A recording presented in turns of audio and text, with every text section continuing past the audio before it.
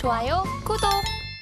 아침 8시 반입니다. 매일 아침 8시 반 저희 서울경제TV에서 센티멘탈 대 펀더멘탈 이 코너 계속적으로 진행하고 있는데요. 계속 성과가 좋습니다. 며칠 전에 제가 포스코 홀딩스, 삼성 엔지니어링 이렇게 아주 시가총액이 어마어마하게 큰 주식들을 했었는데 어제 6% 넘게 둘 다 올라가지고요. 저도 아주 기분이 좋았습니다. 자, 오늘도 두 종목 말씀드려야죠. 오늘 센티멘탈로는 네이버, 그리고 펀더멘탈로 대한항공 이렇게 두 종목입니다. 이 두 종목의 공통점이 뭘까요? 제가 소개한 지가 일주일이 안 됐습니다. 근데 주가가 다시 더 꿈틀거려서 제가 다시 말씀을 드리려고 오늘 가지고 왔습니다. 자, 먼저 차트를 보시겠습니다.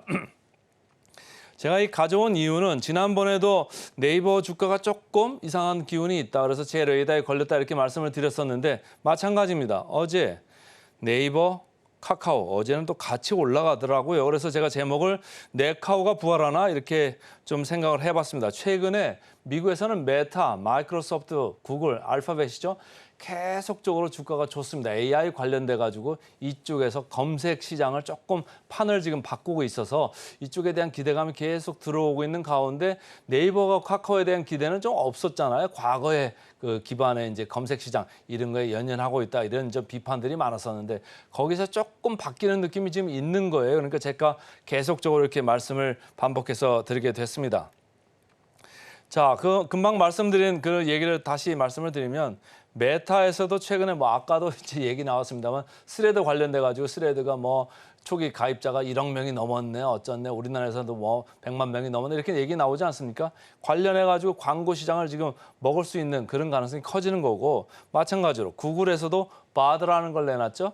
마이크로소프트에서도 빙이라는 걸 내놨습니다. 그러니까 여러분들 핸드폰 보시면 빙도 있고 바드도 가능합니다. PC로 하셔도 되고요. 그래서 이런 시장이 우리나라를 지금 계속 먹어오는 거 아니냐. 그러면 카카오나 네이버 점차 조금 시장이 좀 축소되는 거 아니냐 이런 생각들을 했던 건데요. 그거에 대해서 제가 지난번에도 말씀드렸습니다. 두 가지 이벤트가 지금 기다리고 있다. 이렇게 얘기를 했죠. 네이버에 국한해서 말씀을 드리면 8월에 이제 하이퍼 클로바 X라는 이런 B2B 관련되는 AI 기반 이런 쪽을 좀 서비스를 출시를 하고요. 하반기에도 계속적으로 Q라고 하는 AI 기반의 이런 서비스를 출시를 합니다. 특히 이제 최근에 보니까 이런 전략을 좀 행간을 좀 읽어야 되는데 이런 거를 출시를 할 때도 B2C 그러니까 일반 소비자가 이제 활용하는 그런 시장이 있고 B2B 기업들이 활용하는 이런 시장이 있거든요. 근데 일반 소비자가 하는 쪽은 이렇게 수익성이 담보가 되지 않는다고 합니다. 그런데 B2B 쪽은 기업들이 하기 때문에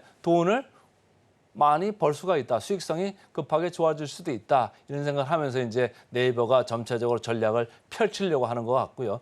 일본에도 관련돼 가지고 비슷한 서비스를 좀 나가려고 하는 그런 얘기가 있습니다. 그렇기 때문에 지금 기관들을 중심으로 네이버를 조금 선점해서 좀 사보려고 하는 이런 생각들이 주가에 지금 나오고 있다. 이렇게 보시면 되겠습니다. 광고업황, 최근에 아까도 얘기했습니다만 광고업이 이 회사에 기본적으로 매출이 한 36%, 7% 이렇게 가져가고 있을 겁니다. 근데 이 회사가 광고가 좀 둔화되면 주가가 이렇게 빠질 수밖에 없는 거예요. 근데 그거를 대체했던 게 이제 커머스 매출 이쪽인데 광고 쪽이 생각보다 좀 괜찮습니다. 좋지는 않습니다만은 이쪽 기본적으로 디스플레이 광고는 이쪽은 좀 주는데 검색 광고는 괜찮아요. 그래가지고 전체적으로 보면 서치 플랫폼 여기를 봤을 때 지난번에도 말씀드렸습니다. 거의 플랫 그러니까 전년 동기 대비 그 정도 수준은 유지를 하고 있다 이런 얘기를 하는 거죠. 근데 그 대신 커머스 쪽에서 계속적으로 이제 매출 비중이 올라오는데 여기서 41.9%의 전년 동기 대비 매출 성장을 볼 수 있다 이런 생각을 하는 거죠. 그래서 좀 좋을 것 같고요. 자, 차트 보겠습니다. 차트 보시면 최근에 이렇게 바닥에서부터 서서히 지금 올라오고 있는 모습입니다. 제일 밑에 하단을 보시면 기관이 좀 사들어오고 있죠. 기관이 좀 매수를 주도하는 이런 느낌이 있습니다. 기관이 여기서 왜 살까요? 분위기로 살 수도 있고 펀더멘탈로 살 수도 있는데 제가 볼 때는 좀 펀더멘탈은 아닌 것 같고 분위기로 조금 사는 그런 느낌이 들어오고 있다 이렇게 보는 거죠.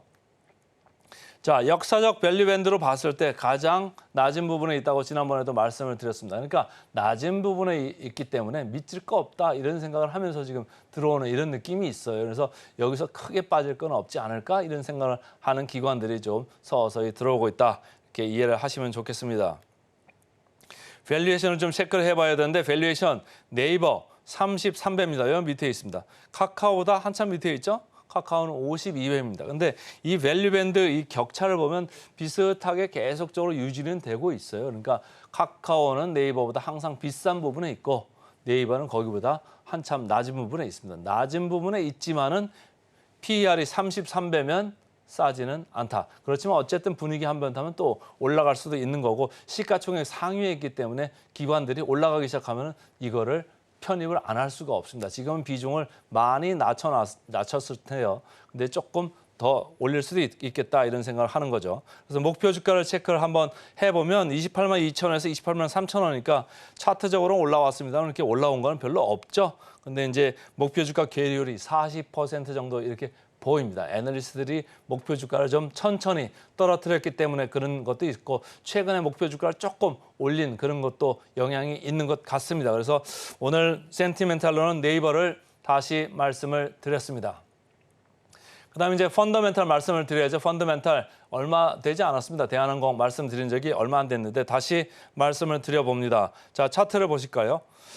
차트를 보시면 미국에서 델타항공 최근에 주가가 상당히 급하게 오르고 있습니다. 최근에 나온 미국의 지표들이 뭐죠?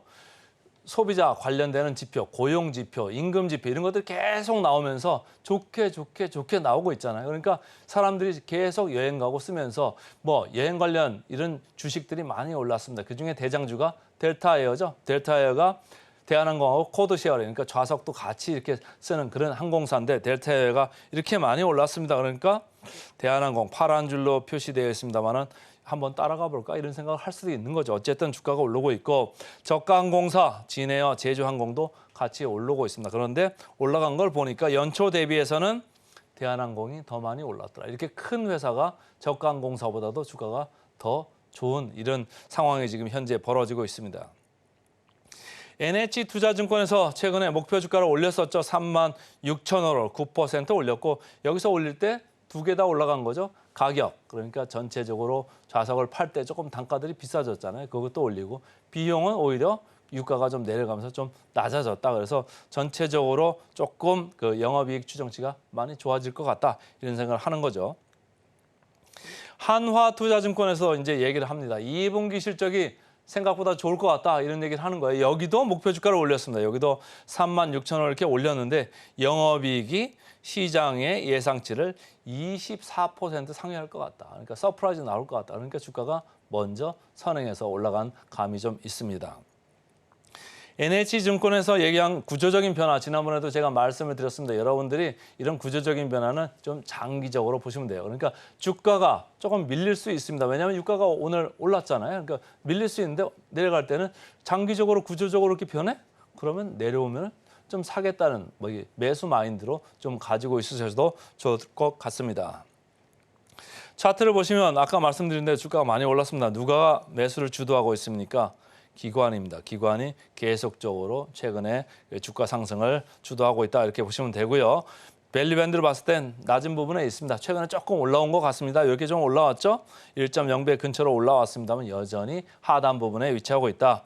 그리고 밸류에이션을 보면은 저희가 뭐 LCC 중에 진에어도 말씀드렸고 TA 항공도 말씀드렸고 여전히 싼 부분에 있죠. PER이 6.4, 5.3밖에 안 됩니다. 대한항공 아주 그 국적 항공사입니다만 9.1배, 시장 12배보다는 낮은 부분에 있습니다. 그래서 목표 주가 최근에 좀 2분기 실적 서프라이즈 나면 더 올라갈 수 있겠죠. 그래서 목표 주가 대비 현재는 24%의 상방 여력이 있다. 그래서 오늘은 센티멘탈로 네이버, 펀더멘탈로 대한항공 두 종목 말씀드렸습니다.